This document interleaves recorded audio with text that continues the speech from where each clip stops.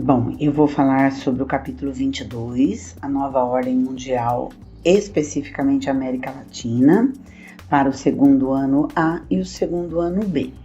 Então, no início da apostila, do texto, desse capítulo, eles começam fazendo uma comparação sobre o filme que mostra a história de Evita Peron, Então eles contam lá o que aconteceu, A Evita Peron, ela foi esposa do governante Peron, que governou na época na Argentina durante um período muito longo, começou na década de 40, depois ele volta a governar nos anos 70, época da ditadura e tudo mais, tá?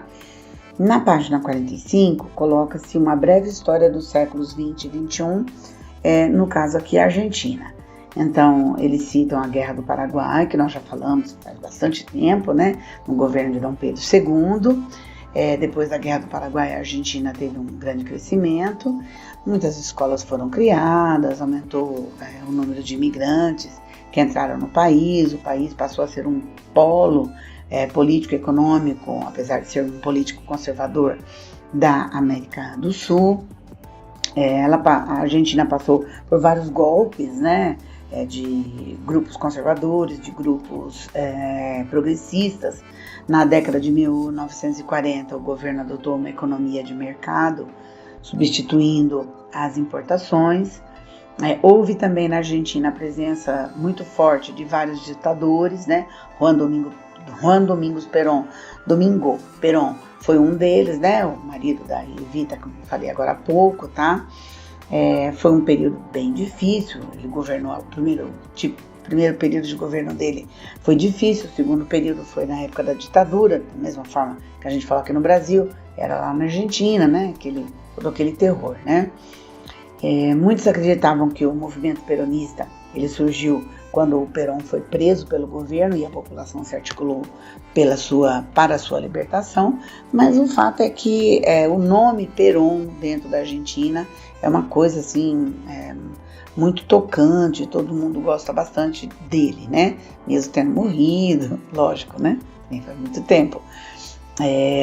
Internamente criou-se o Partido Peronista, ele dissolveu outros agrupamentos, obteve a hegemonia, e aí a Argentina formou uma Assembleia Legislativa que estava fundamentada nas bases desse governo do Juan Domingo Perón, e o governo dele foi extremamente radical, como falei para vocês, afastou todos os dissidentes, todos os sindicatos que não eram atrelados a ele, Em 1946 ele casou com a Eva Duarte, que depois vai ser a Eva Perón, chamada de Evita. Ela foi responsável pela propaganda do governo do marido. As pessoas eram apaixonadas por ela, ela era assim muito educada, muito carinhosa com o povo, sendo a primeira dama, Depois ele foi reeleito em 1951, mas ele foi afastado do poder por um golpe militar que teve, ficou exilado na Espanha, só que o peronismo nunca deixou de existir. Depois ela faleceu, a Eva Perón, ela faleceu, e aí o nome dele, apesar de ser um símbolo, ficou meio esquecido por conta da pessoa dela, que era uma pessoa que o povo gostava bastante. A Argentina passou por vários governos bem golpistas, Ele volta em 1973 no Partido Justicialista, e nesse partido eles defendiam a neutralidade da Guerra Fria, no contexto da Guerra Fria, a Argentina ser neutra nesse contexto, Depois ele fica pouco tempo, aí ele vai falecer e entra a Isabelita Perón, que é a esposa dele, Naquela época era a esposa dele. Depois, em 76, um novo golpe vai retirar a Isabelita do poder, vai ter uma série de confusões lá, o processo da reorganização nacional, vai dissolver o Congresso e vai iniciar lá na Argentina um período que ficou conhecido como Guerra Suja. Uma fase de repressão e de ditadura muito explícita, Aproximadamente foram 30 mil desaparecidos e mortos. No ano de 1982, com apoio, a ascensão do general Leopoldo Galtier teve o apoio popular, né? Eles invadiram as Falklands, né? As Ilhas Malvinas, teve um atrito muito grande com a Inglaterra, e isso assim vai ser desagradável para o governo da Argentina, que precisava do auxílio da economia inglesa, né? Aí depois, em 2010, ocorreu novamente uma tentativa de invadir as Ilhas Malvinas, porque lá, né, o problema é que recai sobre as reservas de petróleo que tem nas Falklands, né? Depois foram muitos golpes, a Argentina foi tomada por governos assim bem complicadinhos, né? Em 1983 vai entrar o Raul Alfonsín, ele vai ordenar a prisão de muitos líderes militares que a Argentina conhecia, né? Vai criar o Raul Alfonsín, com as pessoas que o associavam, né? Que auxiliavam, não associavam. Vai criar um campo de prisioneiros, né? De acordo com o que se fala, né, principalmente alguns escritores, como Ernesto Sabato, vai falar que lá eles tiveram cerca de 8.000 pessoas presas, né, e 8.000 pessoas mortas entre os anos de 1976 e 1982.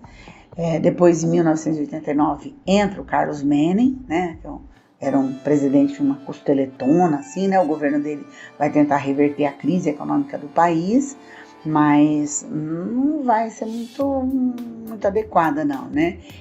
O ministro da economia dele, que era o Domingos Cavallo com 2 L's, tá? Vai criar um programa econômico chamado de dolarização, com uma taxa de câmbio fixa e tudo mais, porém o dólar americano, ele sempre foi aceito no país, né? Como em quase todos os lugares, né? E aí ele vai ter um probleminha com o peso, né? Que é a moeda específica, né? O governo do Carlos Menem vai privatizar algumas coisas, como, por exemplo, o sistema de energia, né, energia elétrica, e a Constituição vai tentar ser modificada para ele ser reeleito, porém, o que vai acontecer? Ele vai ser reeleito, mas na terceira vez que ele vai querer a reeleição, não vai dar certo não, né?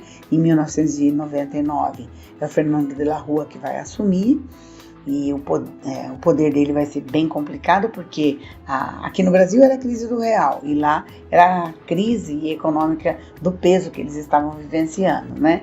Em novembro do ano 2000, os gastos públicos vão ser congelados, os benefícios previdenciários vão ser reduzidos e a crise vai aumentar.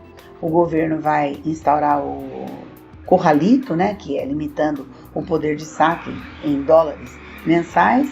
Para evitar toda a quebra na economia, eles tentam implantar esse corralito, né? Vai haver muita greve, muito tumulto, milhares de argentinos vão cercar a Casa Rosada, que é onde fica o presidente, né? Olha, é uma crise, um furdúncio, na verdade, tá? Eles vão implantar novamente uma instabilidade política até a chegada do Néstor Kirchner, né? Que é o marido da mulher famosa lá, né? A Cristina Kirchner. Vai ter uma série de problemas, a disputa do Kirchner, né, com o Menem vai ser muito acirrada, né, só que aí depois o Menem abdica da candidatura e é o Kirchner que vai ser eleito. Ele vai demitir a alta cúpula do exército argentino, que a suspeita dessa cúpula era que eles estavam ligadas ao período da ditadura, né.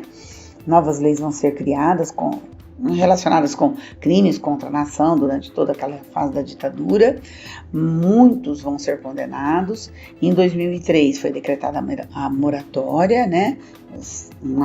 A moratória, depois vai ser realizado um acordo com o FMI, e aí muitas ações de caráter mais democrático vão tentar ser implantadas, mas não vai ter jeito. A crise vai se alastrar, né? Surgem os piqueteiros, né? Que era um grupo de revoltosos, formados pela sua maioria de gente desempregada, né? E aí, em junho de 2005, a Argentina vai anunciar o fim da reestruturação da dívida externa do país, né? Da dívida do país, não dívida externa. Para garantir esse recebimento, né, e pelo menos parte do que era devido, a maioria dos credores aceitou trocar os títulos antigos por valores até 75% inferiores, e isso vai ajudar a diminuir o débito da Argentina. Em 2006, a dívida foi saldada, né? Mas não conseguiu sanar a maioria dos problemas internos que a Argentina tinha. E aí, em 2007, a Cristina Kirchner, né? Ai, que dificuldade para falar esse nome. Ela vai concorrer à eleição, né? No lugar do marido dela, ela vai ser eleita, tal, né? E aí ela vai se tornar a primeira mulher a assumir o governo, a assumir efetivamente um governo na Argentina, né? Mas o que vai acontecer? Durante esse período de governo dela, as coisas vão ficar bem complicadinha, né? Vão acontecer várias paralisações, o abandono de cidades, né? E conflitos entre produtores rurais vão se espalhar por todo o país, né? Porque havia ocorrido um aumento na taxa de impostos sobre a exportação e vamos falar a verdade, o país estava vivenciando novamente uma nova crise. Ai, que gracinha, né? Aí um grande embate político vai acontecer, né, sobre a votação das leis, né, e aí a popularidade dela, né, vai ter uma queda muito grande. O que vai acontecer? Uma das ações do mandato dela estava muito ligado à questão da previdência privada, né, da saúde e tudo mais. Em 2015, o governo dela possuía um dos menores índices de popularidade, e aí teve um confronto, né, como eu já falei para vocês, nas Ilhas Malvinas, nas Falklands, e isso vai fazer com que o governo dela fique mais mal visto ainda, né? Nos últimos anos de administração do governo dela, a situação também estava bastante crítica, várias situações dúbias, né, julgamentos de membros da ditadura militar, muitas pessoas que manifestavam contra o tipo de governo vão ser perseguidas, né? E aí o segundo mandato da Cristina Kirchner vai se pautar nas nacionalizações, vão desagradar bastante os grupos estrangeiros. Aí depois ela vai sair, no período de governo vai entrar o Maurício Macri, ele vai herdar um país totalmente estagnado economicamente, cheio de dívida, um cenário de desconfiança, um furdúncio, né? A inflação chegava a 3%, né, e continuava a aumentar. O Macri, né, o Maurício Macri, ele vai tentar estabilizar a moeda do país, vai implantar algumas medidas, né, com o objetivo de gerar empregos e tudo mais. Apesar desse otimismo bastante grande, a economia cresceu de forma muito lenta. A inflação vai continuar atrapalhando toda a população, os salários vão ser estagnados. Em 2018, muitos protestos, muitas greves, o PIB argentino encolheu cerca de 3,5%. Em 2019, o Maurício Macri vai tentar a reeleição, apesar da baixa popularidade, ele vai perder, né, a eleição para o Alberto Fernandes, que vai dar início a uma série de medidas emergenciais para tentar recuperar a crise do país. Não vai conseguir, por enquanto, ainda continuam em crise, tá? Que é uma coisa importante. Depois, na página 47, tem o Chile, aí eu vou falar no próximo áudio do Chile, da Bolívia, mas eu vou sintetizar mais, é porque a Argentina é mais próxima de nós, então por isso que eu resolvi fazer mais longuinho, tá? Ok. Forró Boys, o barulho é esse.